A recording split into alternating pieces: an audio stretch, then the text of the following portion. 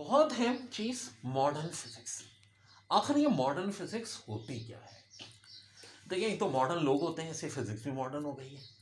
एक थी classical physics जो कि थी चाचा न्यूटन की, ठीक है जी, 16वीं सेंचुरी से स्टार्ट हुई। मॉडर्न फिजिक्स के हवाले से कुछ डिफरेंट डिबेट्स हैं। कुछ लोग कहते हैं कि एल्बर्ट आइंस्टाइन की थ्योरी ऑफ रिलेटिविटी से इजाद हुई, ठीक है, 1905 में। कुछ लोग कहते हैं कि ये हर्ट्स ने जब फ्रीक्वेंसी का फिनोमेना दरियाफ्त किया 1897 में, तब से इजाद हुई। कुछ कहते हैं कि जब विलियम रॉन्टजन ने एक्सरे बनाई, या मैरी क्यूरी ने और हेनरी बेकनर ने रेडियो एक्टिविटी दरियाफ्त की, तब से हुई। और कुछ लोग कहते हैं जब माइकलसन मॉडले ने ईथर थ्योरी का खात्मा किया। पहले क्या एजम्पशन था कि जी अर्थ और दीगर प्लैनेट पूरी यूनिवर्स किससे भरी हुई है? ईथर से। जिसका खात्मा किया था माइकलसन एंड मॉडले ने। तो सबसे ज़्यादा जो मॉडर्न फिजिक्स के लिए एथेंटिसिटी है, 99% लोग मुत्तफिक हैं, वो किस पे? माइकलसन एंड मॉडले की ईथर थ्योरी जो उसने दी थी, कि ईथर थ्योरी का खात्मा किया था, ये मॉडर्न फिजिक्स की तरह है। अब ये जो थ्योरी ऑफ रिलेटिविटी है, या इस पीरियड को आइंस्टाइन फिजिक्स क्यों कहता है? देखो यार, एक बंदे ने ओपनिंग कर दी, 10 रन बना के आउट हो गया, तो ओपनर तो उसी को कहा जाएगा ना। फिर अगला बंदा था जिसने 1000 रन की इनिंग खेल दी, तो चाहे 1000 रन वाली इनिंग वाले को हमेशा याद रखा जाएगा, एल्बर्ट आइंस्टाइन।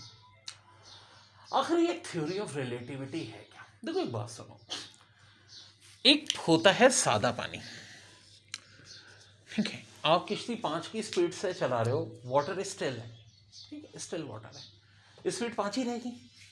लेकिन अगर आपकी स्पीड बोट की 5 है और पानी की अपनी स्पीड 1 है, तो स्पीड कितनी हो जाएगी? 5 + 1 6।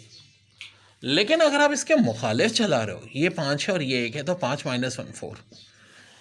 ये चीज़ क्या हो जाएगी? Relative motion. अब हमारा मून है, तकरीबन 1000 माइल्स पर आवर के हिसाब से मूव करता है। लेकिन क्या ये मून की असल स्पीड है? नहीं जनाब, मून तो खुद अर्थ के गिर्द घूम रहा है, और अर्थ घूम रही है 10,800 माइल पर आवर की स्पीड से। लेकिन क्या ये अर्थ की असली स्पीड है? नहीं जनाब, क्योंकि अर्थ तो सूरज के गिर्द घूम रही है, और सूरज की स्पीड है 2,10,000। वो घूम रहा है मिल्की वे के गिर्द। तो क्या ये सूरज की असली स्पीड है? नहीं, क्योंकि वो मिल्की वे के गिर्द घूम रहा है। मिल्की वे की स्पीड आज तक हमें मालूम नहीं हो सकी। ग्रुप ऑफ गैलेक्सी जो है हमारा 47 गैलेक्सी का लोकल ग्रुप, उसके सेंटर में घूम रही है। साइंटिस्ट अभी इतने इस काबिल नहीं हुए। तो यानी कि एक मोशन दूसरे मोशन पे डिपेंड कर रहा है, दूसरा तीसरे पे कर रहा है। अब देखो, अमेरिका जाते हैं, मैंने कल यही बात पूछी थी, 18 घंटे लग रहे हैं, वापसी में 20 घंटे। ऐसा कैसे? स्पीड तो हुई है जहाज की। एक्चुअली देखो, अर्थ भी तो मूव हो रही है। जब हम ऐसे जा रहे हैं तो 18 घंटे इसलिए लग रहे हैं कि अर्थ भी मूव हो रही है इसी सन में। जब वापस आ रहे हैं तो अर्थ के मुखालिफ सन में आ रहे हैं, तो 18 के बजाय हमें कितने घंटे लग जाएंगे? 20 घंटे। ये सारे का सारा कॉन्सेप्ट एल्बर्ट आइंस्टाइन के जहन में था, और उसने इस बात पे बड़ी सही की रिसर्च की। और क्या रिसर्च किया? देखो, एल्बर्ट आइंस्टाइन का मसला ये था कि वो बेबस हो गया था एक मैथमेटिकल इक्वेशन में। और मशहूर है कि जब फिजिक्स बेबस हो जाते हैं तो अपने मैथमेटिशियन दोस्त के पास जाते हैं। वो गया लॉरेंट्स के पास। ये एग्जाम में बहुत आता है कि कौन सी ट्रांसफॉर्मेशन है जी? ये लॉरेंट्स ट्रांसफॉर्मेशन है, √1 - v²/c²। आखिर ये कहती क्या है?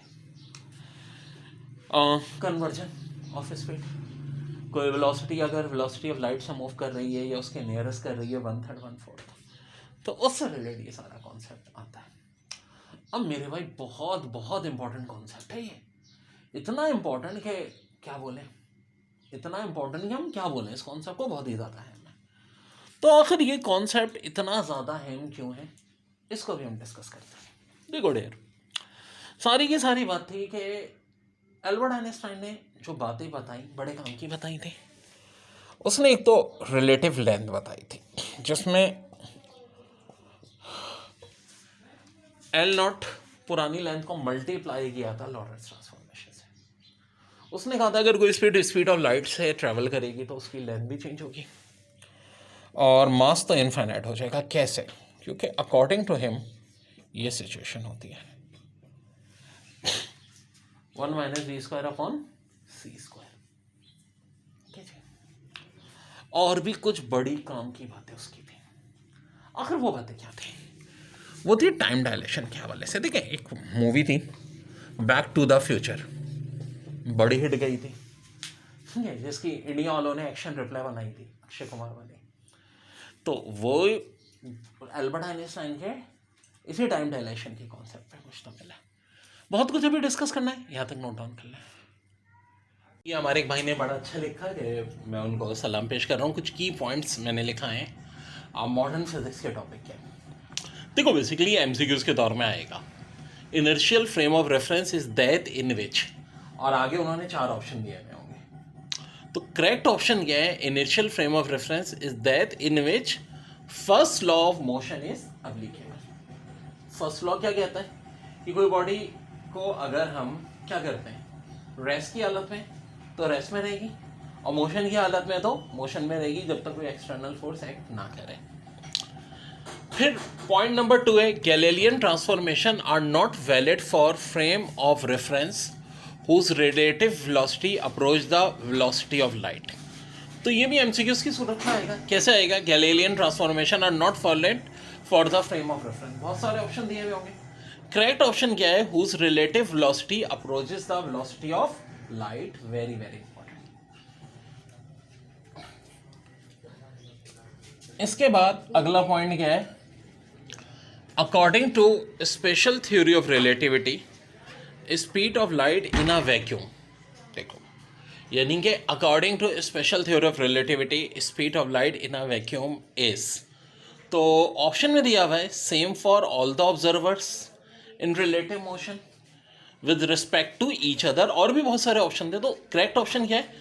According to special theory of relativity speed of light in a vacuum is same for all the observer in relative motion with respect to each other. Velocity of light अभी तक हमें पता है कि कांस्टेंट है। अच्छा देखो, अभी तक जो एल्बर्ट आइंस्टाइन की थ्योरी के तहत सबसे तेज ऑब्जेक्ट दुनिया में यही है, लेकिन एज अ मुस्लिम मेरी थिंकिंग ये है कि भाई इससे भी आगे का, और अब ये प्रूव भी होने लगी है कि यूनिवर्स की जो एज है multiply by velocity of light, इतनी फैली हुई है हमारी यूनिवर्स, जो एक्चुअल यूनिवर्स है। ऑब्जर्व यूनिवर्स इतनी है जितनी वेलोसिटी ऑफ लाइट की स्पीड से अब तक लाइट ट्रेवल हुई है। तो जाहिर सी बात है, देखो यूनिवर्स के आगे मल्टी यूनिवर्स, ओमनिवर्स अल्लाह ताला की कुदरत ऐसी है, और इतनी ट्रैवलिंग इंसान करता है। पड़ोसी स्टार तक भी अगर आप जाओगे तो लाइट ईयर तो बहुत टाइम लग जाता है, 4.5 साल चाहिए। मिल्की वे क्लॉक करने के लिए 1 लाख लाइट ईयर की बात हो रही है। तो लाइट ईयर से भी यकीनन ज़्यादा स्पीड्स होंगी, एक दिन ये साइंस प्रूव भी करेगी इंशाल्लाह। According to special theory of relativity mass of an object moving relative to an observer with a velocity comparable to the velocity of light। अब ये क्या होगा? देखो, एमसीक्यूज ऐसे आएगी। According to special theory of relativity mass of an object moving with relative to an observer with a velocity comparable to the velocity of light. Increase, decrease या constant? तो answer क्या होगा? इंक्रीज। बहुत important theoretical MCQs है जो आज मैं करा रहा हूँ, सारे पास पेपर में आए की पॉइंट की सूरत में, बता रहा हूँ आपको। According to special theory of relativity length of body, हाँ जी अब बात हो रही है लेंथ की, along the direction of motion relative to an observer with a velocity comparable to velocity of light। तो ये इंक्रीज होगी या डिक्रीज होगी? तो भाई ये डिक्रीज होगी। लेंथ होगी डिक्रीज, मास होगा इंक्रीज। और लास्ट की पॉइंट है, according to Einstein special theory of relativity mass of particle moving with speed of light will be, तो इसका करेक्ट आंसर क्या है? इनफाइनाइट। अब देखिए, मास डिफेक्ट सबसे इंपॉर्टेंट कॉन्सेप्चुअल टॉपिक, ये आखिर चक्कर है। हम कहते हैं न्यूक्लियस के अंदर प्रोटॉन और न्यूट्रॉन, ये तो फंडामेंटल पार्टिकल होता है। न्यूट्रॉन 1840 टाइम्स आता होता है इलेक्ट्रॉन से, प्रोटॉन 86 टाइम होता है, और इसके अलावा भी बहुत सारे होते हैं, लाइक मेसॉन है, न्यूरॉन्स हैं, एंटी न्यूरॉन्स हैं, 90 से ज़्यादा। तो अब होना क्या चाहिए? वेल, अगर एक हम ऐसे न्यूक्लियस की बात करें जिसमें एक प्रोटॉन और एक ही न्यूट्रॉन है, तो असूलन न्यूक्लियस का मास प्रोटॉन और न्यूट्रॉन के मास के सम से ज़्यादा होना चाहिए। लेकिन होता है इसके ऐसा, जब हम न्यूक्लियस का मास मेजर करते हैं तो प्रोटॉन न्यूट्रॉन के मास से कम आता है। ऐसा कैसे होगा? मतलब अकल यहाँ तो हैरान है ना भाई। प्रोटॉन और न्यूट्रॉन को तो प्लस कर रहे हो, और मेसॉन क्वार्क्स हैं, बहुत सारी चीज़ें, इसका ये कॉन्सेप्ट मास डिफेक्ट कहलाता है। होता क्या है, क्या कह रहे हैं, rest mass of nucleus is always less than the sum of the masses of neutron and proton it containing. The difference between the sum of the masses of the constitutive nucleus and the mass of the nucleus is called mass deficit. Thus, if a nucleus of mass m has z proton and n neutron, then in mass deficit is del m equal to zmp plus nmm minus m. Mass defect बराबर होता है mass of reactant minus mass of proton. देखो बड़ा आसान है, ये कुछ मास होता है जो ज़ाया हो जाता है, यानी प्रोटॉन और न्यूट्रॉन को अगर हम न्यूक्लियस के अंदर डाल दें, बंद कर दें, तो मास ज़ाया हो जाता है। और ये मास क्या कहलाता है, मास डिफेक्ट कहलाता है। बहुत अहम कॉन्सेप्ट। ओके बच्चों, अब ज़रा अहम बात देखो, हीलियम की अगर हम न्यूक्लियस की बात करें तो प्रोटॉन दो न्यूट्रॉन, टोटल मास कितना हो जाएगा, 4। लेकिन जब हीलियम के प्रोटॉन और न्यूट्रॉन को हम बाहर निकालते हैं हीलियम से, तो ये क्या कहलाते हैं, न्यूक्लियन। याद है, न्यूक्लियन से मुराद है सिर्फ प्रोटॉन और न्यूट्रॉन का मास। आप बोलेंगे सर न्यूक्लियस में भी तो इन्हीं का मास होता है, ऐसा नहीं है। न्यूक्लियस में इलेक्ट्रॉन का मास भी होता है और 90 नॉन फंडामेंटल पार्टिकल, जिनमें पॉजिट्रॉन भी है, मेसॉन भी है, न्यूट्रिनो भी है, बहुत सारे, तो उनका मास भी शामिल होता है। लेकिन न्यूक्लियन में सिर्फ प्रोटॉन और न्यूट्रॉन का होता है। प्रोटॉन का मास होता कितना है, पर यूनिट मास होता है 1.008, न्यूट्रॉन का होता है 1.009। अब अगर हम हीलियम की बात करें तो 2 प्रोटॉन और 2 ही न्यूट्रॉन, 1.008 भी 2 से मल्टीप्लाई हो जाएगा, 1.009 भी 2 से हो जाएगा, तो ये आ जाएगा 4.034। हम कहेंगे अप्रॉक्सीमेटली इक्वल है, लेकिन अप्रॉक्सीमेटली और से देखो तो न्यूक्लियन का मास न्यूक्लियस के मास से ज़्यादा निकला आया। अरे ये कैसे हो गया भाई, ये कैसे हो गया? असूलन तो न्यूक्लियस का थोड़ा ज़्यादा होना चाहिए भाई, इसलिए ज़्यादा होना चाहिए क्योंकि ज़ाहिर है उसमें दूसरे नॉन फंडामेंटल पार्टिकल भी हैं। तो ये किस वजह से, ये है मास ऑफ डेफिसिट की वजह से। अब ये मास डेफिसिट क्या होता है, देखो बात सुनो, न्यूक्लियन का मास यानी कि मास of proton plus mass of neutron में से माइनस करते हैं न्यूक्लियस का मास, ये कहलाता है मास डेफिसिट। ऐसा होता क्यों है? देखो, जब प्रोटॉन और न्यूट्रॉन अलग होते हैं तो बात अलग है, जब हम उनको न्यूक्लियस के अंदर डालेंगे, मिक्स करेंगे, तो उसका मास क्या होगा, डेफिसिट होगा, थोड़ा सा मास क्या हो जाएगा, डेफिसिट। और मास डेफिसिट को 931.5 से मल्टीप्लाई करते हैं मेगा इलेक्ट्रॉन वोल्ट को, तो कहलाती है बाइंडिंग एनर्जी। ज़ाहिर है एक बाइंडिंग एनर्जी होती है जिसने इनको आपस में बाइंड किया हुआ होता है, ठीक है। तो जी अगली चीज़ मैं आपको बाइंडिंग एनर्जी ही बताऊंगा। फिलहाल जो हमने बात की वो किसकी बात कर ली जनाब, मास डेफिसिट की। इसके बाद हम बाइंडिंग एनर्जी की बात करते हैं। अब बाइंडिंग एनर्जी क्या होती है भाई, 931.5 मेगा इलेक्ट्रॉन वोल्ट, बहुत हाई वैल्यू है, छोटी मोटी नहीं है, बहुत हाई वैल्यू है। मास डेफिसिट को जब इससे मल्टीप्लाई कर दो मास डेफिसिट को, तब जा कर के ये आती है। मास डेफिसिट होता क्या है, न्यूक्लियस और न्यूक्लियन के मास का डिफरेंस क्या कहलाता है, मास डेफिसिट। और मास डेफिसिट को मल्टीप्लाई करो 931.5 मेगा इलेक्ट्रॉन वोल्ट से, तो ये कहलाती है बाइंडिंग एनर्जी। तो देखिए बाइंडिंग एनर्जी क्या होती है। अब ऑलरेडी हमने मास डेफिसिट का टॉपिक पढ़ा था, क्या कहा था, when neutron and proton come together to form a nucleus, a small part of their mass is released in the form of electromagnetic radiation. This energy is called the binding energy of the nucleus. यानी जो मास ज़ाया हुआ, mass defect हो गया, उधर हकीकत क्या बन गया, बाइंडिंग एनर्जी बन गया।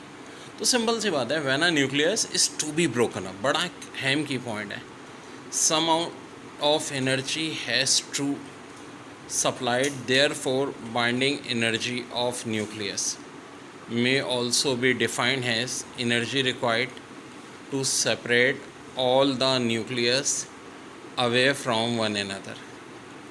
अब जैसा कि from Einstein mass energy relation, binding energy बराबर होती है del mc square equal to Z M P plus N M N minus M C square. यानी कि देखें, del m मास डेफिसिट के हिसाब से हम जाहिर कर रहे हैं, c square in velocity of light का square, mass of proton plus mass of neutron minus mass of nucleus. अब बड़ी सिंपल सी बात है कि if masses are given in atomic mass unit then it can be shown as binding energy in mega electron volt आपको चाहिए, तो del M को हमेशा किससे मल्टीप्लाई करते हैं 931.5 से। तो बहुत बहुत इम्पॉर्टेंट है ये, इस पर कभी कभी न्यूमेरिकल भी आए हैं। एग्जाम में दो चीज़ें बड़ी इंपॉर्टेंट होती हैं, एक तो फोटोइलेक्ट्रिक इफेक्ट, फिर फोटोइलेक्ट्रिक इफेक्ट की explanation in terms of Albert Einstein theory. तो ये एग्जाम में बहुत आई है। एग्जाम में कैसे सवाल आ जाता है कि increase in intense according to Albert Einstein photoelectric effect theory या quantum theory, an increase in intensity of light source simply increase the number of photon and number of the electron but energy for electron remain unchanged। तो जहाँ बिल्कुल ऐसा ही होता है, अगर हम intensity बढ़ाएंगे तो उसके नतीजे में नंबर ऑफ इलेक्ट्रॉन्स भी बढ़ेंगे, ठीक है जी, और नंबर ऑफ फोटॉन्स भी बढ़ेंगे, लेकिन एनर्जी जो इलेक्ट्रॉन की वो अनचेंज रहेगी। दूसरी बात, increase of frequency of light increase the number of photon and hence energy of electrons too, यानी कि अगर हम इंक्रीज क्या कर दें फ्रीक्वेंसी ऑफ लाइट तो एनर्जी ऑफ फोटॉन भी बढ़ेगी, एनर्जी ऑफ इलेक्ट्रॉन भी बढ़ेगी। लेकिन अब एक बड़ी दिलचस्प बात बताऊं, एनर्जी तो बढ़ेगी, नंबर ऑफ इलेक्ट्रॉन और नंबर ऑफ फोटॉन अब क्या रहेंगे, रिमेन सेम रहेंगे। यानी कि मतलब कहने का यह हुआ कि इंटेंसिटी इंक्रीज होने पे number of photon number of electron बढ़ते हैं, एनर्जी सेम रहती है। यानी कि एक है ब्राइट लाइट, ब्राइट का मतलब क्या, इंटेंसिटी ज़्यादा है, तो उसमें क्या होंगे, नंबर ऑफ इलेक्ट्रॉन और फोटॉन ज़्यादा होंगे, ठीक है जी। एनर्जी जो है उसमें कोई तब्दीली नहीं होगी, लेकिन अगर फ्रीक्वेंसी ज़्यादा होगी तो फिर क्या होगा, एनर्जी जो है वो इलेक्ट्रॉन की और फोटॉन की ज़्यादा होगी, नंबर ऑफ इलेक्ट्रॉन और फोटॉन चेंज नहीं होंगे। तो आंसर था बोथ ए एंड बी।